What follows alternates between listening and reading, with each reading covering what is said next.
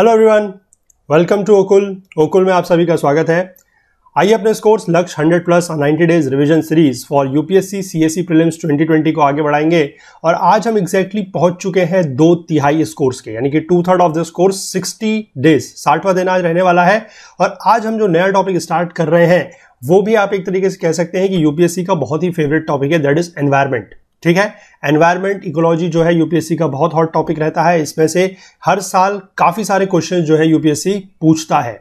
ठीक है, तो इसी को हम देखेंगे कि क्या क्या है एनवायरमेंट के वो क्वेश्चंस इंपॉर्टेंट जो इस बार के एग्जाम में के लिए रेलिवेंट है, जो पूछे जा सकते हैं। वही चीजें हम यहाँ पर इस सीरीज में कवर करेंगे। ठीक है, और काफी इसके लगभग 5-6 पार्ट्स इस एनवायरमेंट में हम लोग कवर करेंगे। ठीक है, तो मेरी फिर से वही रिक्वेस्ट है आप लोगों से जिन्होंने कोर्स एनरोल नहीं किया है। आई नो कि थोड़ा सा लेट है, लेकिन फिर भी ठीक है, अभी भी आप लोगों के पास कह सकते हैं कि 1 महीने से ज्यादा का टाइम है। अगर 31 मई को पेपर होता है तब भी आप लोगों के पास 1 महीने का टाइम है। अगर नहीं होता है, एग्जाम पोस्टपोन्ड होता है, तब आपके पास उससे ज्यादा टाइम है। ठीक है, तो कोर्स को जरूर एनरोल कर लीजिए, क्विज अटेम्प्ट करना स्टार्ट कीजिए। और ये वीडियोस डिस्कशन देखने के लिए, जहां पर हम क्वेश्चंस डिस्कस करते हैं, उनके डेटा पॉइंट्स फैक्ट्स के बारे में जानते हैं, वो देखने के लिए चैनल जरूर सब्सक्राइब कर लीजिए और बेल आइकन प्रेस कर लीजिए सो दैट की नोटिफिकेशंस वीडियोस के आपसे मिस ना हो। ठीक है, सुबह 9 बजे हमारा क्विज आता है और रात के 8 बजे ये क्वेश्चंस का डिस्कशन पोस्ट होता है यहाँ पर। ठीक है, तो चलिए देखते हैं आज के दिन के वो 5 क्वेश्चंस क्या है जो हमें डिस्कस करने हैं। तो ये देखिए, ये है आज के दिन का पहला question. Consider the following statements about the carbon offsetting and reduction scheme for international aviation. ठीक है, जिसको शॉर्ट फॉर्म, जिसका एब्रिविएशन है कोर्सिया। ठीक है, इसके रिगार्डिंग कुछ स्टेटमेंट दिए गए हैं। पहला है कि CORSIA aims to address the annual increase of CO2 emission, यानी कि जो कार्बन डाइऑक्साइड का जो एमिशन है, जो उत्सर्जन है फ्रॉम इंटरनेशनल सिविल एविएशन, ठीक है, अबव द 2020 लेवल्स, 2020 का जो लेवल है उससे ज्यादा में। ठीक है, taking into account special circumstances and respective capabilities. पहला। दूसरा स्टेटमेंट है the कोर्सिया is implemented in 3 phases starting from 2021, यानी कि अगले साल से ये स्टार्ट होगा इसका इंप्लीमेंटेशन, इसका लागू होना, और ये 3 फेज में इंप्लीमेंट होगा। और तीसरा है कि India is a signatory to CORSIA, India ने सिग्नेटरी है, इंडिया ने ये कोर्सिया जो एक एग्रीमेंट है, जो स्कीम है, उसको साइन किया हुआ है। ठीक है, तो चलिए 15 सेकंड का टाइम आप लोगों के पास रहेगा, आप लोग इसका जवाब बताइए, फिर हम इसको डिस्कस करेंगे। मैं फिर से कहूंगा, एनवायरमेंट इकोलॉजी जो है यूपीएससी का बहुत फेवरेट टॉपिक है, बहुत हॉट टॉपिक रहता है। क्वेश्चंस इसमें से हर बार आते हैं। ठीक है, और ज्यादा नंबर ऑफ क्वेश्चंस आते हैं। देखिए, इसका जो सही जवाब है दैट इज ऑप्शन सी। ठीक है, ये वाला स्टेटमेंट जो है ये गलत है, इंडिया इज अ सिग्नेटरी वाला, क्योंकि इंडिया इसका सिग्नेटरी अभी नहीं है। ठीक है, मैं आपको इसके बारे में बताता हूं आगे। आइए पहले देखते हैं क्या चीज है ये carbon offsetting and reduction scheme for international aviation, that is CORSIA. It aims to address any annual increase in the total CO2 emissions. ठीक है, जो टोटल CO2 एमिशंस हो रहा है फ्रॉम इंटरनेशनल सिविल एविएशन। ठीक है, that is civil aviation flights that depart in one country and arrive in a different country, मतलब जो इंटरनेशनल जो ट्रेवल हो रहा है, जो इंटरनेशनल एविएशन हो रहा है फ्लाइट्स का, वो। ठीक है, above the 2020 levels, taking into account special circumstances and respective capabilities. ठीक है, कोर्सिया जो है वो इंप्लीमेंट किया जाएगा इन फेज में, starting with the participation of states. States का मतलब यहां पर है कंट्रीज। ठीक है, ऑन अ वॉलंटरी बेसिस, यानी कि वो पहले अपनी इच्छा अनुसार इस इंप्लीमेंटेशन, इस स्कीम के साथ जुड़ेंगे। ठीक है, followed by participation of all states except the states exempted from offsetting requirements. ठीक है, जो इससे एग्जम्प्ट है उनको छोड़ के धीमे धीमे इसमें क्या होगा कि बाकी जितने भी सारे कंट्रीज हैं उनको इस पे जुड़ना पड़ेगा। ठीक है, देखिए इसका जो पायलट फेज है वो स्टार्ट होने वाला है 2021 से लेकर 2023 तक। ठीक है, पायलट फेज में बेसिकली पहली चीज वही है कि कंट्रीज जो है वो वॉलंटरी बेसिस पे इस पे जुड़ेंगी। इंडिया इसमें 2021 से नहीं जुड़ रहा है। जो कंट्रीज वॉलंटरी फेज में इसमें ऐड हो रही हैं उसमें से कुछ मेजर कंट्रीज के अगर मैं आपको नाम बताऊं तो वो है ऑस्ट्रेलिया, ठीक है, Canada, China, US, UK, Japan, ठीक है, इंडोनेशिया, ये कुछ कंट्रीज हैं जो इसमें, ठीक है, न्यूजीलैंड भी है इसमें। तो ये कुछ कंट्रीज हैं जो इसमें ऐड हो रही हैं on a voluntary basis starting से, फ्रांस, जर्मनी। ठीक है, टोटल ये 69 कंट्रीज हैं जो वॉलंटरी बेसिस पे स्टार्ट कर रही हैं, उनमें से कुछ मेजर ये हैं। ठीक है, बाकी आप जाके अगर चाहें तो देख सकते हैं, ज्यादा इंपॉर्टेंट वैसे नहीं है। इंपॉर्टेंट ये है कि जो ये फर्स्ट फेज स्टार्ट होगा इसमें 2024 से लेकर 2026 तक ये चलेगा। इसमें क्या है कि वो कंट्रीज पार्टिसिपेट करेंगी जो पहले तो यहां पर है, जो ये पहले वाले फेज में वॉलंटरी है वो यहां पर आएंगी, एंड प्लस इसमें कुछ कंट्रीज और आएंगी। तो इंडिया जो है वो इसमें यहां से पार्ट लेगा। ध्यान रखिएगा, इंडिया इसमें 2024 से पार्ट लेगा। और उसके बाद 2027 से आगे को क्या होगा कि जो सेकंड फेज है उसमें इसमें सारी की सारी कंट्रीज को कंपल्सरीली आना पड़ेगा, एक्सेप्ट फ्रॉम दोस कंट्रीज जिनको एग्जम्पशन मिला है, यानी कि जिनको छूट मिली है उनको। ठीक है, तो अभी की अगर हम बात करें तो India is not a signatory to CORSIA, India अभी इसका सिग्नेटरी नहीं है। ठीक है, आगे इसके बारे में थोड़ा सा और देखेंगे क्या है ये। Recently directorate general of civil aviation, जो डीजीसीए है हमारा गवर्नमेंट ऑफ इंडिया के अंदर एक स्टैट्यूटरी बॉडी है, this has issued the draft guidelines for aeroplane operators flying on international routes, जो अंतरराष्ट्रीय रूटों पर जो उड़ान भर रहे हैं, to capture their fuel consumptions and carbon emissions data annually starting from 1st जनवरी 2019। यानी कि 2019 से उनको यह बोला गया है कि वो अपना जो फ्यूल कंजम्पशन है, वो कितना ईंधन का उपयोग कर रहे हैं वो, और कितना वो कार्बन डाइऑक्साइड का एमिशन या उत्सर्जन कर रहे हैं, उसका डेटा उनको गैदर करना है, कैप्चर करके रखना है। ठीक है, क्योंकि जो ग्लोबल एयर ट्रांसपोर्ट है, बेसिकली ये जो इंडस्ट्री है, ये टोटल जो आपका कार्बन एमिशन है, जो कार्बन उत्सर्जन है, उसका 2% है, 2% है। ध्यान रखिएगा, इसलिए इंपॉर्टेंट है। ठीक है, और in order to reduce carbon emission, international civil aviation organisation that is ICAO, इसने अडॉप्ट किया है this CORSIA that is carbon offsetting and reduction scheme for international aviation in 2016। ठीक है, यहां से ये इंप्लीमेंट हुआ है। ठीक है, तो काफी ज्यादा डिटेल में हमने इसको देखा है। चलिए अगला क्वेश्चन देखेंगे हम, दिन का क्या है।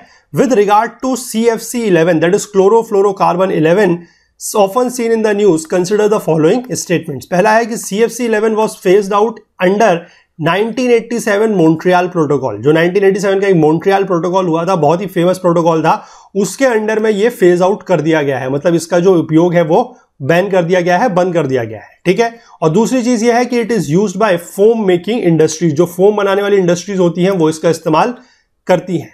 ठीक है, तो कौन सा स्टेटमेंट इनमें से सही है आप लोगों को ये बताना है। 15 सेकंड का टाइम आप लोगों के पास।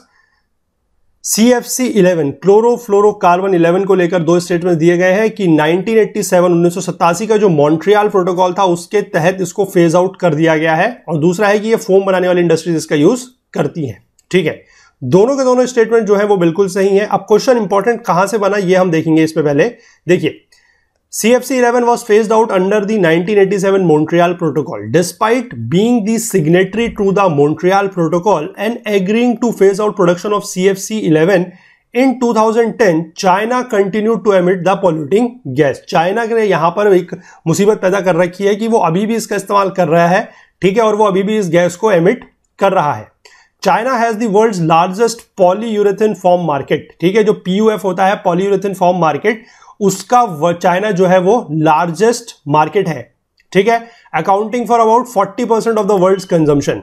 ठीक, और Chinese foam manufacturers have been using CFC11 illegally to save on the higher cost of alternative, जैसे कि हाइड्रोफ्लोरोकार्बन है HCFC 141B।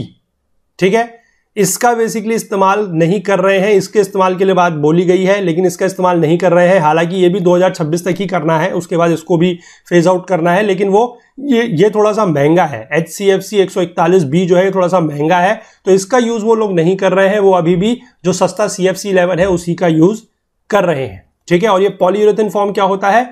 PUF बेसिकली एक तरीके से आप कह सकते हैं कि एक इंसुलेटिंग मटीरियल होता है।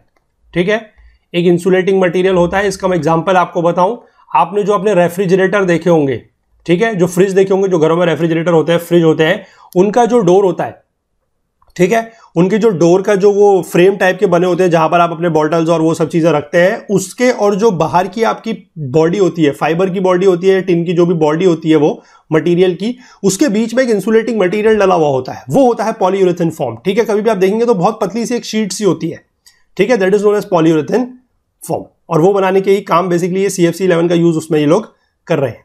ठीक है, चलिए तीसरा क्वेश्चन देखेंगे दिन का। In the context of India's first trading program, India का पहला ट्रेडिंग प्रोग्राम है to combat particulate air pollution, the ETS that is emission trading scheme, consider the following statement. पहला बोलता है कि it is a market based system where the government sets up a cap on emission, जहां पर government जो है वो emissions के ऊपर एक कैप लगाती है, यानी कि एक अपर लिमिट डिसाइड करती है। दूसरा है it allows industries to buy permits whereas selling of permits can only be done by the government. और तीसरा स्टेटमेंट है कि it is first introduced in the state of Haryana.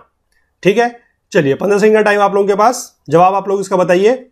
Market based system है। दूसरा है कि ये इंडस्ट्रीज को परमिट्स खरीदने की अनुमति देता है, लेकिन सेलिंग ऑफ परमिट जो है वो सिर्फ सरकारें करेंगी, और हरियाणा पहली राज्य है जिसने इसको स्टार्ट किया है। ठीक है, तो देखिए इसका जो सही स्टेटमेंट है, जो सही ऑप्शन है, दैट इज ऑप्शन ए, क्योंकि ये तीसरे वाले में ये हरियाणा ने स्टार्ट नहीं किया है। ठीक है, तो किसने स्टार्ट किया है, आइए देखते हैं इसको आगे। देखिए, it is a market based system where the government sets up a cap on emissions and allow industries to buy and sell permits to stay below the cap. It is being initiated in सूरत। ठीक है, जो गुजरात में एक शहर है सूरत, वहां से इसको इनिशिएट किया गया है by the Gujarat pollution control board. ठीक है, स्टेट पॉल्यूशन कंट्रोल बोर्ड है। And Gujarat program is the first in the world to regulate particulate air pollution. Particulate air pollution को रेगुलेट करने के लिए ये पहला प्रोग्राम है गुजरात वाला। ठीक है, and Gujarat has launched India's first trading program to combat particulate air pollution, that is the emission trading scheme ETS, on World Environment Day 2019 2019 का जो एनवायरमेंट डे हुआ, जो पर्यावरण दिवस हुआ है, कब होता है पर्यावरण दिवस, जून 5 को। ठीक है, ध्यान रखिएगा। तो पिछली बार की जो थीम थी पर्यावरण दिवस की, वो वर्ल्ड पॉल्यूशन थी। ठीक है, तो वहां पर इन्होंने इस स्कीम को लॉन्च किया था, तो इसके बारे में ये है। ठीक है, और सूरत से लॉन्च हुआ था, ये भी ध्यान रखिएगा।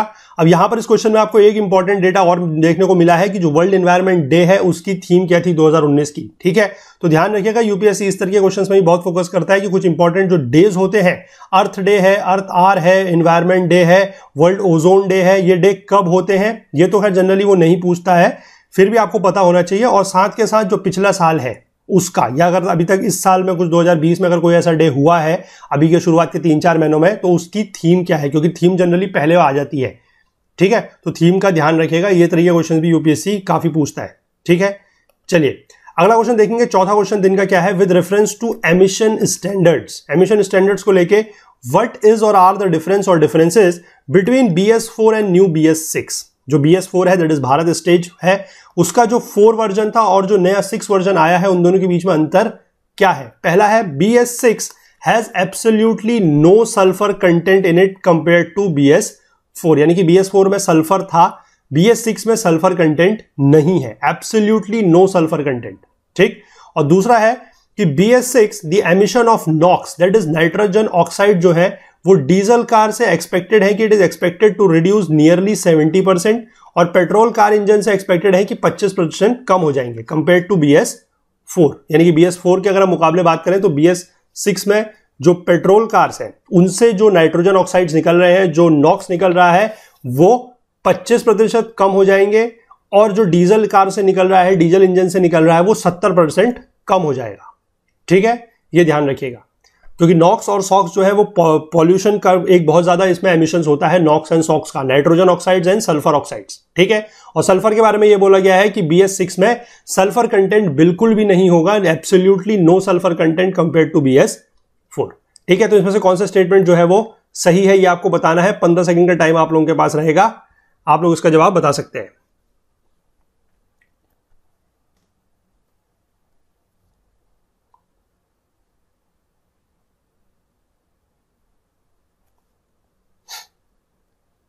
ये देखिए, इसका जो जवाब है वो केवल ये वाला स्टेटमेंट सही है, ये पहला स्टेटमेंट सही नहीं है। ठीक है, आइए देखेंगे क्यों सही नहीं है। The major difference in standards between the existing BS4 and the new BS6 auto fuel norms is the presence of sulphur. ठीक है, the newly introduced fuel is estimated to reduce the amount of sulphur released by 80%, यानी कि वो 80% तक जो sulphur release हो रहा है उसको कम करेगा। यानी कि पहले हो रहा था वो 50 पार्ट्स पर मिलियन, अब वो हो जाएगा 10 पार्ट्स पर मिलियन। पर वहां पर क्वेश्चन में दिया गया था एब्सोल्युटली नो सल्फर कंटेंट, मतलब जीरो, तो जीरो नहीं है। ठीक है, और दूसरा यही है कि as per the analysis the emission of NOx जो है वो डीजल कार से expected to reduce by nearly 70%, और पेट्रोल कार से वो 25% जो है कम हो जाएगा कंपेयर टू BS4। ठीक है, चलिए लास्ट क्वेश्चन देखेंगे दिन का क्या है, इकोलॉजी से रिलेटेड क्वेश्चन है। In the context of dead zone in ecology consider the following statements. ठीक है, पहला है कि it is a high oxygen areas, ये वो एरियाज है जहां पर ऑक्सीजन का एरिया जो है, ऑक्सीजन की मात्रा जो है वो ज्यादा होती है। ठीक है, वर्ल्ड ओशियंस में और लार्ज लेक्स में। और दूसरा है it is caused by excessive nutrient pollution. ठीक है, चलिए आगे बढ़ेंगे। क्वेश्चन का जवाब आप लोग बताइए, 15 सेकंड का टाइम आप लोगों के पास। डेड जोन जो बनता है वो क्या होता है? वहां पर जहां पर ऑक्सीजन बहुत ज्यादा होती है और एक्सेसिव न्यूट्रिएंट पॉल्यूशन, जो न्यूट्रिएंट होता है अगर जब वो ज्यादा आ जाता है वर्ल्ड ओशियंस में या लेक्स में, तो उसकी वजह से होता है। देखिए, तो इसका जो जवाब है, सॉरी ये गलत है, सॉरी, इसका आप ऑप्शन सही कर लीजिएगा। इसका जो ऑप्शन करेक्ट है दैट इज ऑप्शन बी, ठीक है, 2 ओनली। ये पहला जो है ये गलत है, क्योंकि ये हाई ऑक्सीजन एरियाज नहीं होता है, ठीक है। ठीक है, इसके बारे में देखते हैं क्या है।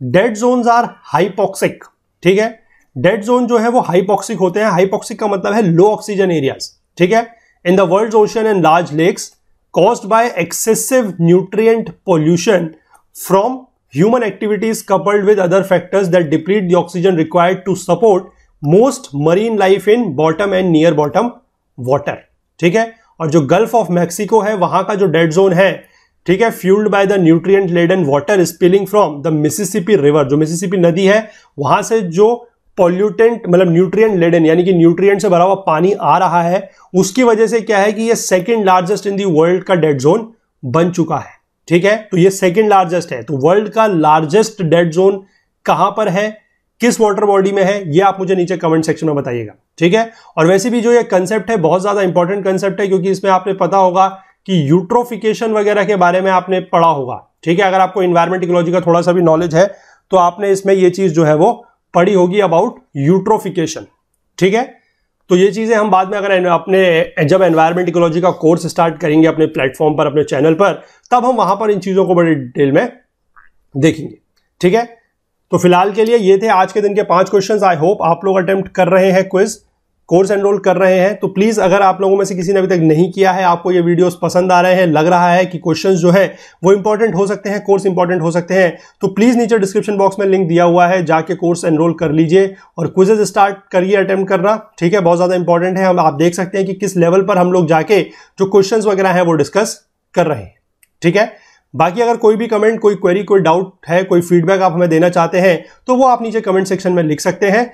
हमसे ज्यादा जुड़ने के लिए हमारे Facebook page, Twitter page, Telegram channel का यूज भी आप लोग कर सकते हैं। और अगर आप कोई बात हमसे और कहना चाहते हैं, कोई फीडबैक है या कोई जानकारी आप हमसे और लेना चाहते हैं, तो वो हमारी जो ईमेल आईडी है दैट इज okul.co@gmail.com पर भी आप हमसे बात कर सकते हैं, ठीक है। बाकी इंस्टाग्राम पे भी आप लोग हमें फॉलो करना स्टार्ट कीजिए, वहां पर भी अब हम चीजों की अपडेट जो है वो आपको डेली बेसिस पे दे रहे हैं, और कुछ और भी बहुत इंपॉर्टेंट फैक्ट्स एंड फिगर्स हैं, कुछ डेटा पॉइंट्स हैं जो आप लोगों के लिए वहां पर अवेलेबल होंगे, ठीक है। तो चलिए मिलते हैं कल के दिन में 5 नए क्वेश्चंस लेके। एनवायरमेंट एंड इकोलॉजी को अभी हम कंटिन्यू करेंगे।